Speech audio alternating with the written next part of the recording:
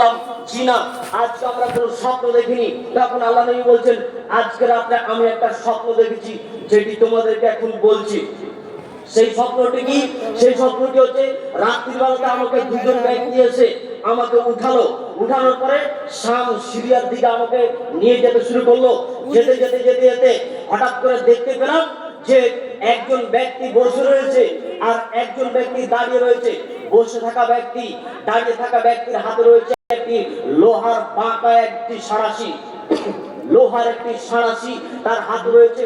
আর বসে থাকা ব্যক্তির গালে এইভাবে গালের ভিতরে ভরে চিরে একেবারে শেষের দিকে নিয়ে চলে যাচ্ছে। এরপরে আবার দেখি দ্বিতীয় নম্বর গালটা আবার ধরতে যাচ্ছে।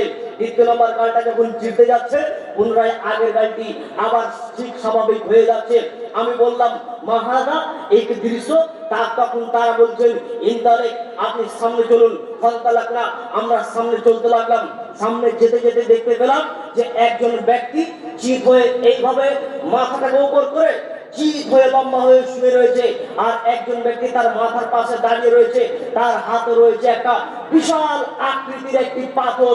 এই পাথরটি নিয়ে ওই শুয়ে থাকা ব্যক্তির মাথার উপরে জোরে করে মেরে ওর মাথাটাকে ভেঙে চৌচির করে দিচ্ছে। আমরা বললাম একই দৃশ্য। তখন তারা দুইজন বলছেন সামনে চলুন। আমরা আবার সামনে চলতে লাগলাম। আবার যেতে যেতে যেতে যেতে দেখতে পেলাম একটি গর্ত, বিশাল আকৃতির একটি গর্ত।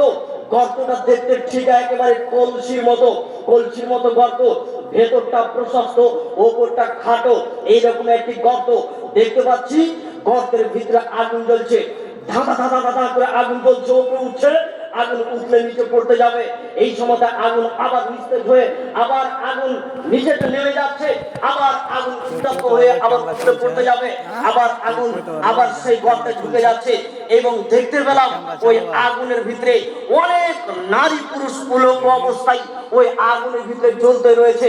আমরা জিজ্ঞাসা করলাম মাহাদা, এই কি দৃশ্য? তখন তারা দুজন বলছেন ইনতালেক,